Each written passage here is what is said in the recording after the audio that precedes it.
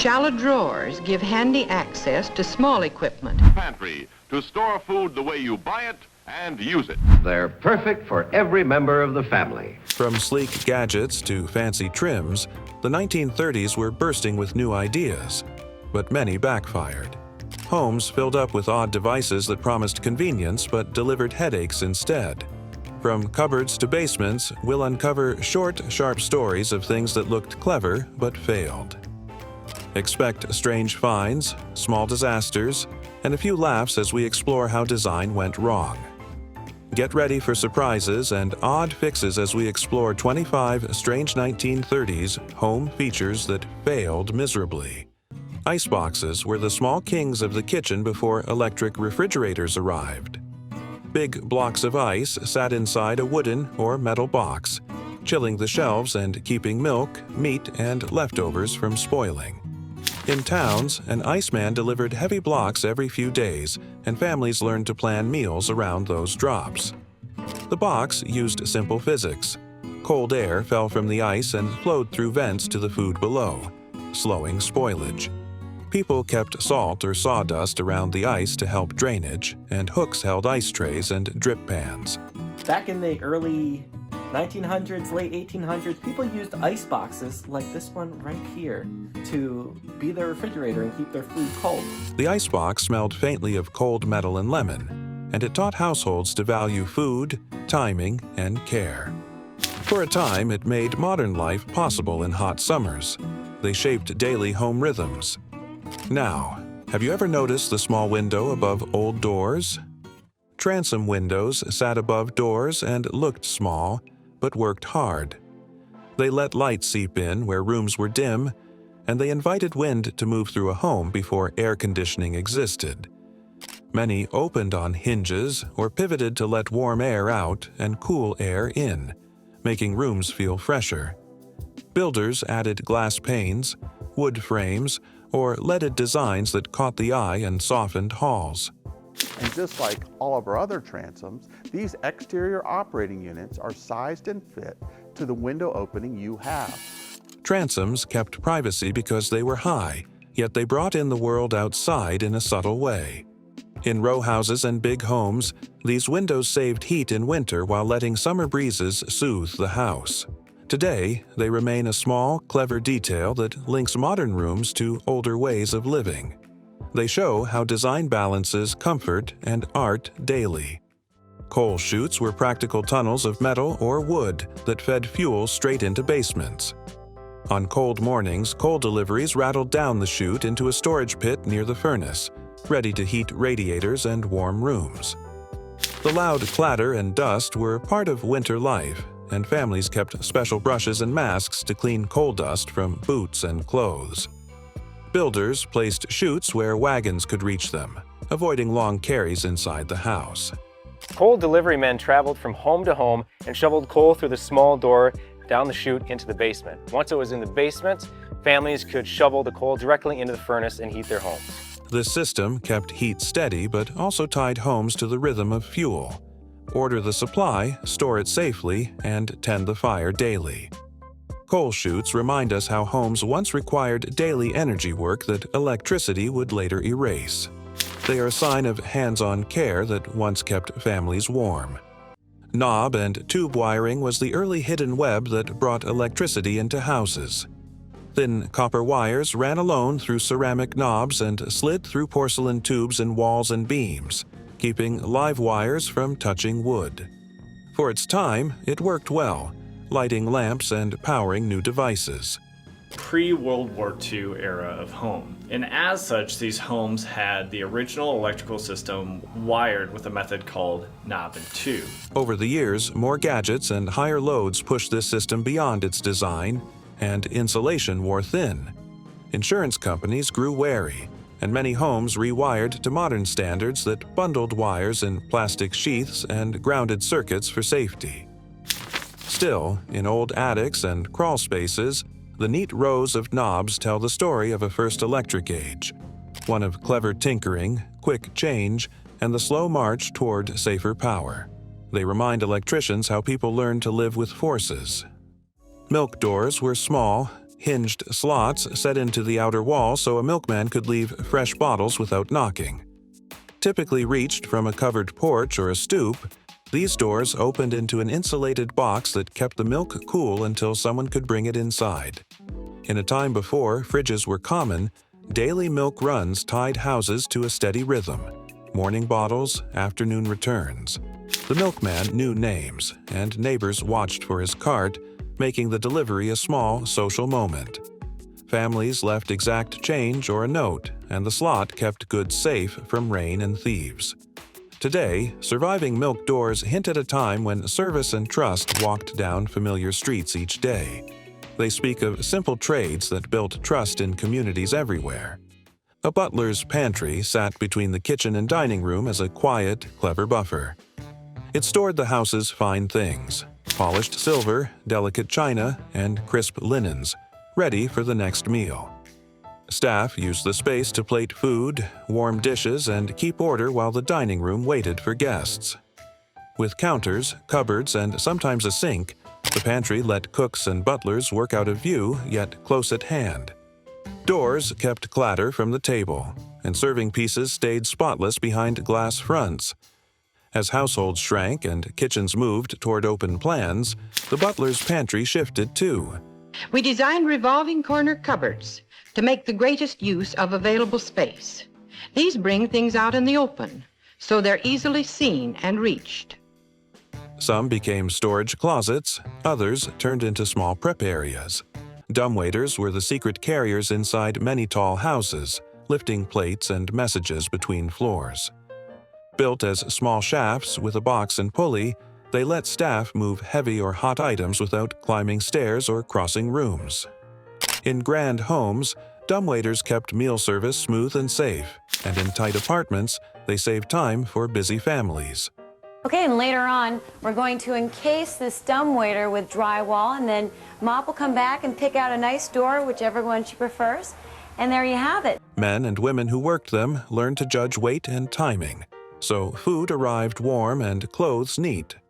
Later, electric motors replaced hand cranks and made the lifts smoother, but the first dumbwaiters showed the clever ways people used simple machines to make daily life easier. They still survive as charming echoes of a more hands-on household world. These small machines prove that smart ideas often hide in plain sight. Picture rails were a clever way to hang art without punching holes in soft plaster. A strip of molding ran near the ceiling, and a simple wire or hook slid along it so pictures could be moved and arranged in seconds. For Victorian rooms heavy with frames, they saved walls and made changes easy when new paintings arrived or when hosts wanted to refresh a room's look. That white picture rail that slices up that wall a little bit, it just cuts it horizontally with like this crisp white line that I think makes the whole room. Rails came in plain wood, carved shapes, or tiny brass tracks that caught the light. Because the rails kept frames high, rooms looked taller and a bit grander, even when the rest of the house was plain. And while picture rails kept art high on the wall, next comes a house feature that kept our dirty clothes hidden. Laundry chutes were the short, vertical tunnels that sent dirty clothes straight from upstairs bedrooms to a basket or tub below. They turned a long haul of linens into a neat drop and let busy households skip trips up and down the stairs. We'll just kind of like a metal slide to have it kind of go that way. So that's the plan right now. In large homes, a chute meant fewer spills and less time wasted. Someone on laundry day could stand at the washer and pull in loads as they arrived. But chutes also trapped odd things: lost socks, a child's toy, or a stray letter. Builders placed them where they would not cross warm ducts or wiring, and chutes had lids for silence and safety. Today, they feel like a secret convenience, a reminder that small, clever designs saved time long before machines did all the work. Witch windows sit on the side of a gable, tilted to fit into a tight space where a regular window would not. Farmers in hilly places used them to let light and air into cramped upstairs rooms while keeping the roofline neat. The odd angle gives a house character. Some say the windows were placed to please neighbors, Others whisper older superstitions about spirits and diagonals. Which windows of Vermont? Oh, what? Well, Robin, according to superstition, the windows were built to keep witches away. In truth, they were a crafty way to get a full-sized window where walls were short. The panes often catch the sun in unusual ways, and the tilted frame makes a home look like it learned a trick. For people who love small oddities, witch windows are proof that builders will bend rules to get light.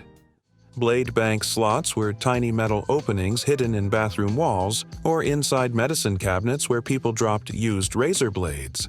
That is a razor blade disposal slot right in the back of the medicine cabinet. A lot of these older homes have the medicine cabinet built into the wall. Before safety razors with cartridges, blades were thin and sharp and needed a safe place to go so they wouldn't cut waste baskets or children. The slot led to a small hollow or a metal box where the blades collected until someone emptied them. They show how ordinary life made small, careful routines. A blade in the slot, a sealed box later. Those old slots also tell historians about daily habits and what people once thought safe. Today, they stand as a quiet, practical answer to a simple problem. Keep sharp things away from hands that shouldn't touch them. Sleeping porches were light, airy rooms or screens where families spent hot nights when houses trapped too much heat. This is the sleeping porch, which is a very old-fashioned idea, and you see this idea in certain parts of the country where, well, the summers were hot. With wide windows, thin mattresses, and often a net to stop insects, these porches promised cool air and better sleep. Doctors once said fresh air helped children grow and helped adults breathe easier, so families turned beds toward the breeze. Neighbors might gather on the porch to talk as the sun sank, and the space became a soft change from closed, loud rooms inside. When air conditioning arrived, many porches fell quiet or got screened in and turned into sunrooms. Still, a sleeping porch is a plain idea. Move where the night is kindest and let sleep arrive on its own. Boot scrapers were the simple metal tools set near doorways to scrape mud, snow, and clay from shoes before stepping inside. A person planted one in the ground or fixed it to a stoop, and with a quick scrape, the worst of the dirt stayed outside. On muddy streets, they kept floors cleaner and kept household work down. Designs ranged from plain curved bars to ornate iron scrolls that looked like small sculptures. In winter, a scraper might knock off ice, and in wet seasons, it saved families from full-time sweeping. Today, many survive as garden features or porch ornaments, but their job was plain. Stop mud at the threshold and keep the house calm, tidy, and ready for guests. And just as boot scrapers kept the dirt outside, what clever little feature once made sure one of the most important family tools was always right where you needed it? Phone nooks were the small wall alcoves that held landline telephones and a pad for notes. Before cell phones, a home's phone was a central object. People used it to call family, make appointments, and pass on news, and the nook kept it in a fixed, known place. Telephone niche or a telephone nook back in the day when we only had, landlines. They put the phone central in the house is where this little niche is. Many nooks had a little shelf, a door that closed, and a hook for a cord. Sitting to talk was a small act. You answered, you listened, and you left messages on the pad. The nook made the telephone feel like a piece of the room, not a loose gadget. As phones grew smaller and mobile, nooks emptied, but they remind us how households once organized a shared device and made it part of daily life. Lath and plaster were the old way to make smooth walls and curved corners before drywall. Thin wooden strips, lath, were nailed to studs with tiny gaps between them. Plasterers then spread wet plaster across the lath, forcing it through the gaps so it locked on as it dried. The result was a wall that lasted for decades, with a slight warmth and a soft sound when you knock. Craftsmen could make cornices, arches, and smooth curves that felt handcrafted. This book may not be a bestseller, but devouring its contents is a gentleman known as Andy, Handy Andy, a jerk of all trades, about to tackle a lathing and plastering job. Today, many homes hide lath under paint, but cracks and repairs reveal the care that went into making a room. Restoring lath and plaster takes patience, yet it keeps a building's old voice and the hands that built it alive. Floor buttons were tiny wonders in grand houses. A small press in the floor or a neat brass plate sent a soft chime through the rooms and told the staff it was time to appear. They made formal dining simple. One tap, and servants knew when to bring plates, clear a table, or prepare the next course. For guests, they added a quiet luxury. No yelling, no standing to call for help. Service arrived with a step. These devices mixed manners and tech in one polite touch. Today, the idea lives on in call buttons at care homes and hospitals, a plain echo of private service that once whispered through heavy carpets. Simple care mattered. Simple care mattered. So simple. Yes. Some old houses kept an oil tank in the basement to feed a heater or boiler. These tanks served a practical need, storing fuel that burned hot and lasted through cold weeks. When they fail, though, they leave clear trouble: rusty metal, stained floors, and oil that soaks into soil and walls. Homebuyers who uncover an old tank must test and remove it safely to avoid costly cleanup and health hazards. Sometimes can be a pretty costly endeavor, but it's pretty simple. You just want to lay down some plastic, you want to drain the oil out of the tank.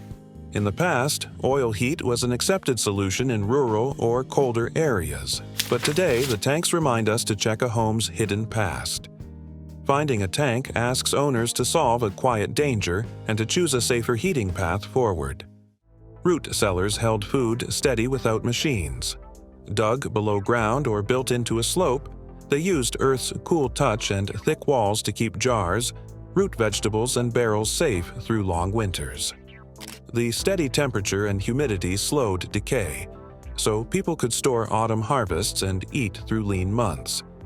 Even in towns, cellars kept apples, potatoes, and canned goods from freezing or rotting. I'm going to share my root cellar with you. I've already shared my greenhouse with you many, many times. Today it's going to be the root cellar. So, my root cellar. Modern gardeners sometimes build insulated rooms above ground that copy the same idea with vents and stonework. A well-stocked cellar shows planning. Labeled jars, stacked boxes, and a calm sense that food is kept safe for later use. Imagine a wall that magically slides away. Many grand old Ferndale homes featured beautiful pocket doors, not for closets, but as moving walls between main rooms. These heavy, ornate wooden doors, often hidden inside the walls, were used to separate a drafty front hall from a cozy parlor. They were works of art, with intricate carvings and gorgeous glass handles. Today I'm going to show you how I installed this pocket door. The easy way? The easy way. While they could be fussy and sometimes jump their tracks, finding one hidden behind plaster during a renovation is like discovering a secret from the past. They offered a flexible way to transform a home's space for parties or privacy, long before open-concept living was ever a trend. Reaching the attic used to be an adventure, and sometimes a comedy of errors. Those fold-down staircases in the ceiling were a clever but clunky invention.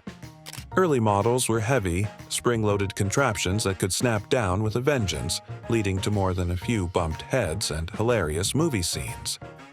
They were the ultimate test of coordination, tugging on a rope, dodging the descending stairs, and then climbing a wobbly ladder.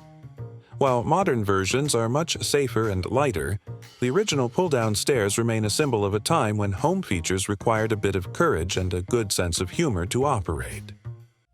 The ultimate utility station wasn't in the kitchen, it was in the basement. This wasn't just a sink, it was a massive, tub-sized concrete beast mounted on a steel frame. It handled the messy jobs no other sink could: rinsing muddy boots, washing the family dog, or even giving a kid a haircut. Though they were cold to the touch and prone to stains and mildew, these sinks were built to last a lifetime. So it's not soapstone, but it still makes it pretty cool because it's still 1930s era, late 1920s, so it is original to the house. They represent a practical, no-frills era of homemaking, and their rugged character tells a story of hard work that a modern plastic utility sink could never match. A clever, space-saving solution common in the 1930s kitchens and laundry areas, the built-in ironing board was a small vertical cabinet recessed between the wall studs. Its door would open to reveal a full-size hinged ironing board that would fold down horizontally for use. When not needed, it would swing back into the wall, disappearing flush with the wall and saving precious floor space in smaller homes. Make those shirts and pants look very, very nice. So this is a great idea to really save a lot of the space that you may have in any size laundry room. The popularity of these built-ins waned with the rise of lightweight, portable, and adjustable ironing boards that could be easily set up and stored in a closet.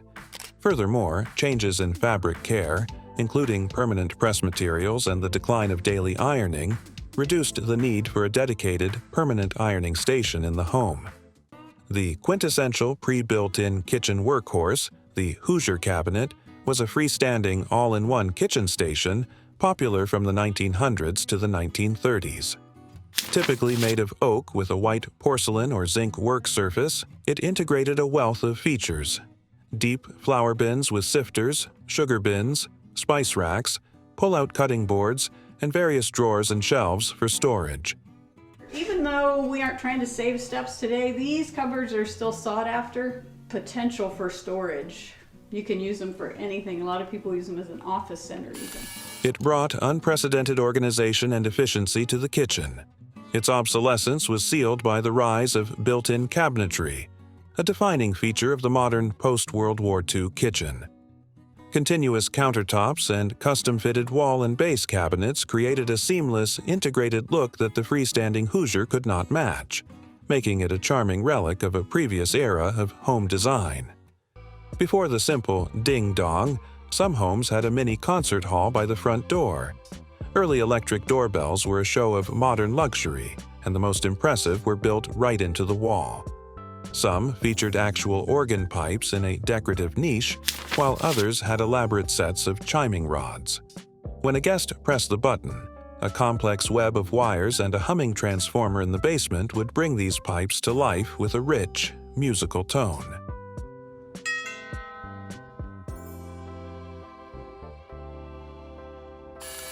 Sadly, many of these charming systems have been lost to time and do-it-yourself repairs, silencing a beautiful and sophisticated welcome from a bygone era. Look up! The ceilings in old homes were their crowning glory. Skilled artisans transformed plain walls into works of art with elegant cove moldings and ornate plaster medallions. These features, borrowed from European palace designs, gave even modest rooms a feeling of wealth and grandeur. It's a crown molding like this one.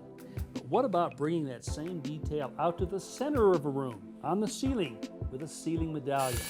A ceiling medallion wasn't just decoration. It cleverly hid the soot marks from gas lights and later, the wiring for new electric chandeliers. While the wet plaster craft has nearly vanished, the magic isn't lost. Today, we can restore this character using modern lightweight plastics and even 3D printing, bringing a touch of old-world elegance back to life.